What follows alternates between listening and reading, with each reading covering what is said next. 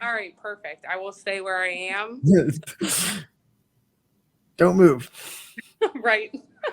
So we're going to talk about your whole softball journey, and we're so excited for you. But first, I just want to ask about how excited you are for this new journey at Florida Gulf Coast University, and how excited you are for this new job and this new coaching opportunity that you have down there in Florida. Yeah, I'm super excited. I've always wanted to live in Florida. Definitely a warm weather kind of girl, even though I'm from Ohio.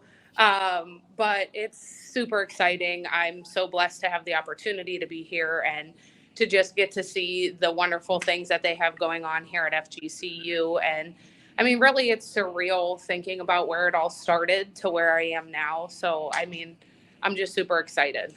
And where it all started was Poland High School back in the day. And we're having you on because you're a proud Poland alum and you're a YSN alum, as far as I'm concerned. As we look back on your high school career, what are some of the favorite memories you have with that team, and the things that you still look back on today now that you're a coach? I mean, winning the state championship my junior year was by far the best moment of my high school career. But really, just playing at Poland and having the team that we had was so awesome. We were so good. We competed at a national level. And really, to see how that kind of transpired and being a young girl coming in and playing. My dream was to win a state championship. Then my dream was to go to college. And then I didn't necessarily think I wanted to be a coach, but after getting out of the sports world for a little bit, I realized that all along coaching was where my heart was and softball is where my heart was. So, I mean, to be here now is just so cool. Brett Modic is a name that's also known in the Youngstown community, playing football over at YSU as well. Was he a big influential factor in you getting into sports at a younger age? And if not, what kind of got you on that path in your love for softball? I mean, my dad has always been kind of my number one fan, my number one supporter. And not that my mom wasn't, but God bless her heart. She had 5 of us, and, she took care of what she needed to at home. And my dad was really the one who was involved with the sports. But it's really my older sisters and growing up and watching them play that kind of inspired me to play. And then both of my parents really just gave me the opportunity and spent a lot of money and a lot of time allowing me to travel all over and to play the game I love. So everybody in my family kind of had different roles in my journey. So I can't specifically say one person. It was kind of a family effort. While we're talking about your dad, I know there are so many softball players in the area that can kind of, you know, not blame, but have their success lineage back to him and his coaching and his private coaching that he does. How cool is that for you to know that so many people have been impacted by your family and their journey has been impacted and their success has been impacted? I mean, it's when you have a good coach, it is half of the battle. And my dad has been around the game of softball forever.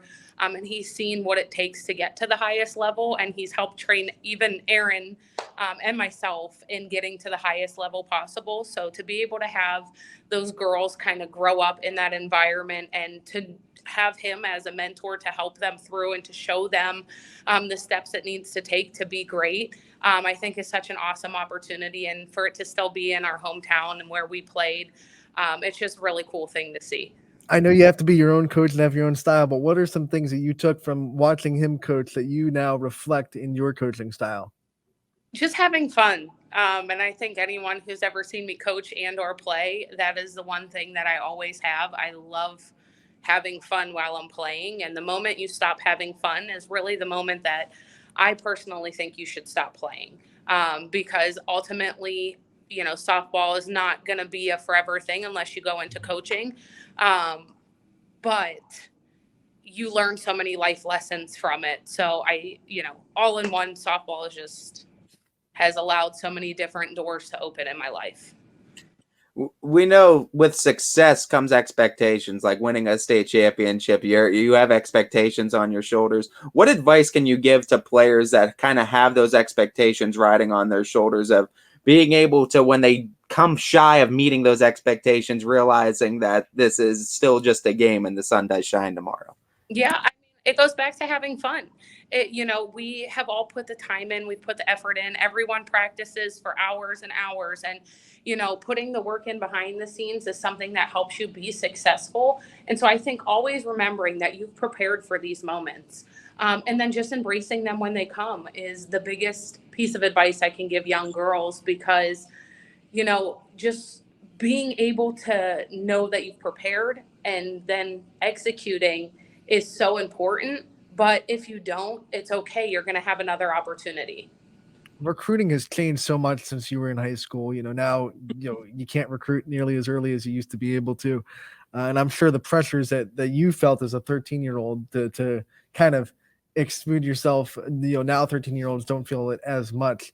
Talk about your recruiting process and what you learned from it. And then now how much it's changed now that you're a coach and you get to go and be on that part of the recruiting process.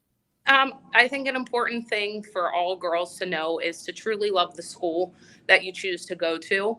Softball is a plus added on to the school you're going to, but truly loving the school and taking your time to make that decision, because it's something that it's 4 years of your life, and you're going to put a lot of time and a lot of effort and dedication into this sport and into playing in college. And I think making sure that you love every aspect of the school, that they have your major and do not change your major just for the school.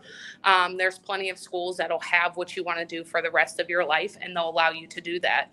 So I think remembering that and just knowing that softball is just a part of school. There's going to be so many things that you get to experience when you go to college, and it's truly a privilege to be on the field and to be a part of an athletic team in college. What do you remember about your recruiting process and some of the things that coaches told you and some of the things that stuck out when you were trying to find out where you wanted to go to college? A couple of things. I think the new recruiting rule now of allowing girls to be there to make that decision is so ideal for them. When you're 13, 14, 15 years old, you have no idea where you want to go to school. You have no idea really what you want to wear the next day at that point in time. At least I didn't.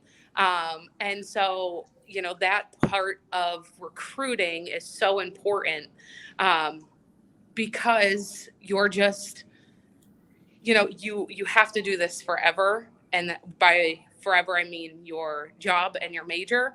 But that softball piece is the special moments, and they're what you're going to remember forever about college and your teammates and having that. Every state championship team can be described as special. There's something unique about them that gives them that extra drive, and it's a little bit of luck and a whole lot of skill, right, to get to that point. What did you think the championship pedigree or makeup of that Poland team was, if you could kind of put your finger on it? What was it that made you guys so successful as a team? Because we've seen plenty of individuals successful as a sport, but sometimes not the best teams. Yeah. I think the one thing that was very important is we always expected to win.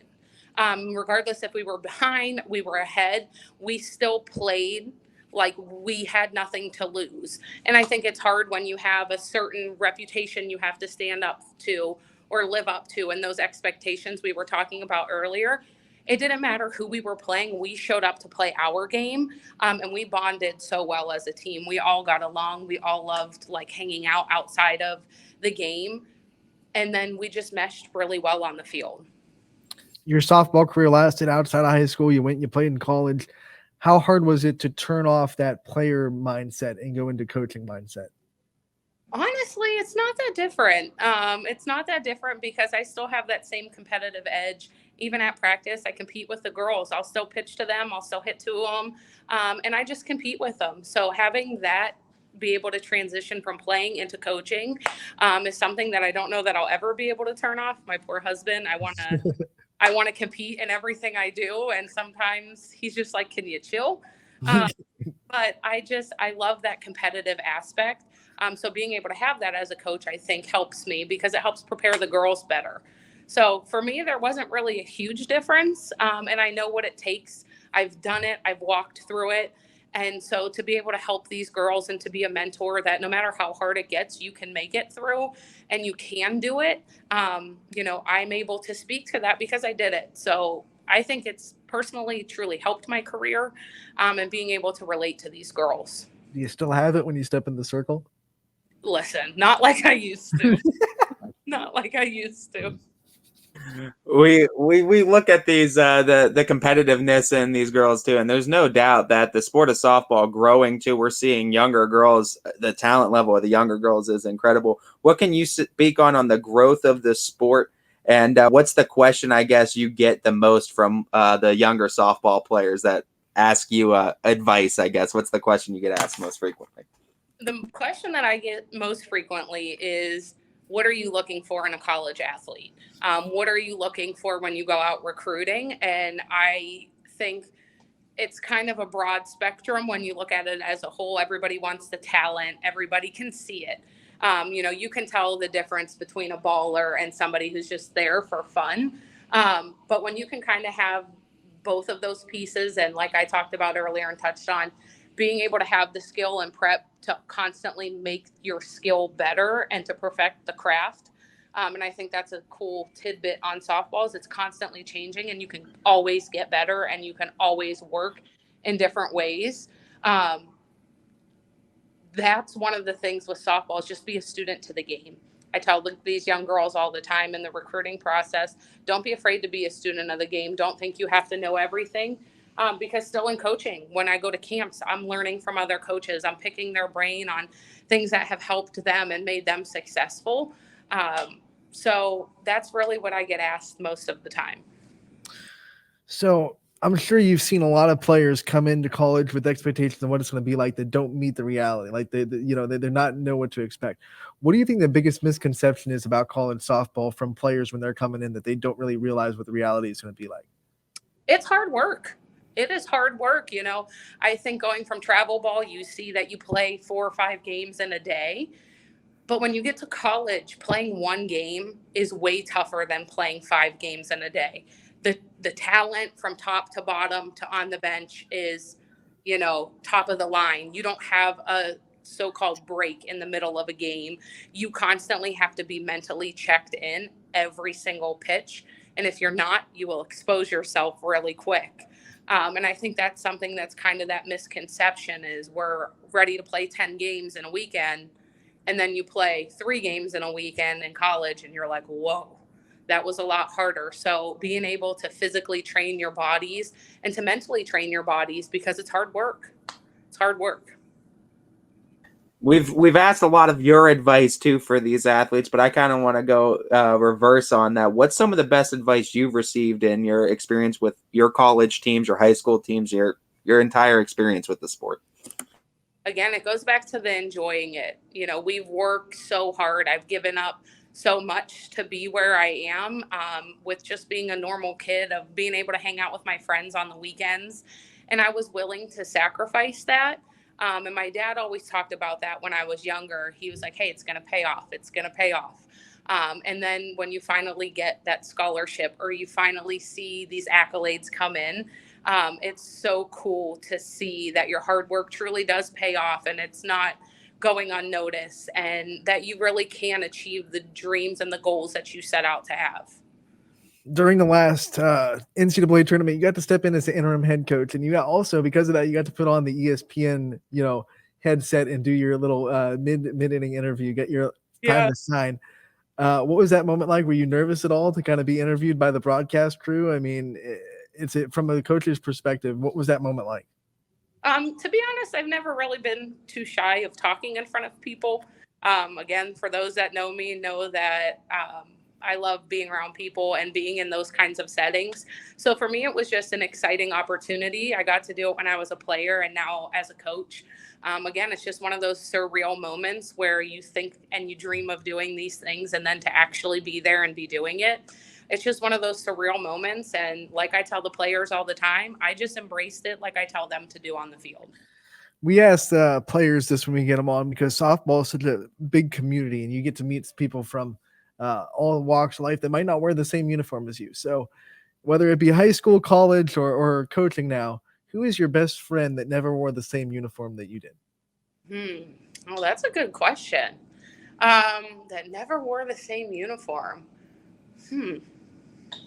Honestly, my boss, Lauren, from Oakland, she has become, I got to play for her. I got to coach for her.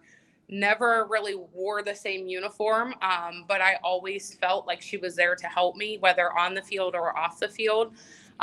She has become somebody who has and will always be somebody in my life as a mentor, as a friend, that I know I can call, and she will give me the best advice possible. So I can't ever thank her enough for the opportunity that she gave me, both as a player and as a coach, or as a mentor and a boss.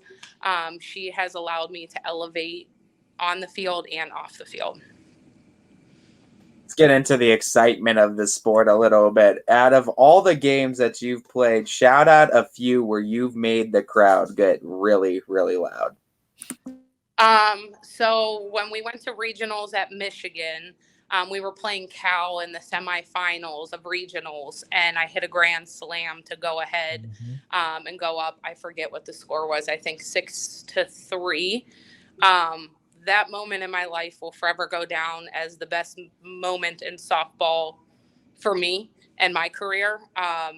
My mom and sister were there, and just hearing the stories of people who were watching the game because it was on ESPN was just so cool, to see the support I had, not only at the field, but also at home and back in Youngstown. You got on SportsCenter top 10 a couple of times in your career too.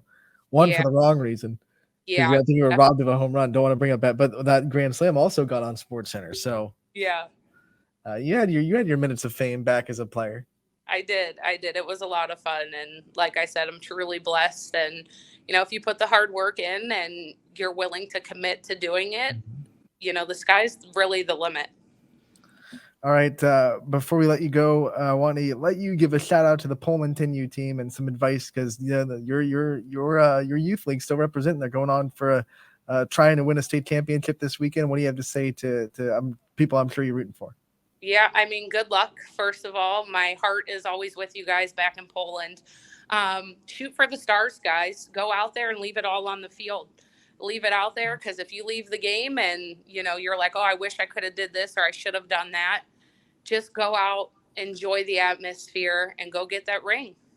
All right, Coach, thank you so much for taking the time to join us. Congratulations on the new gig at Florida Gulf Coast. Thank you. And we wish you the best of luck. Thank you. Thank you for having me.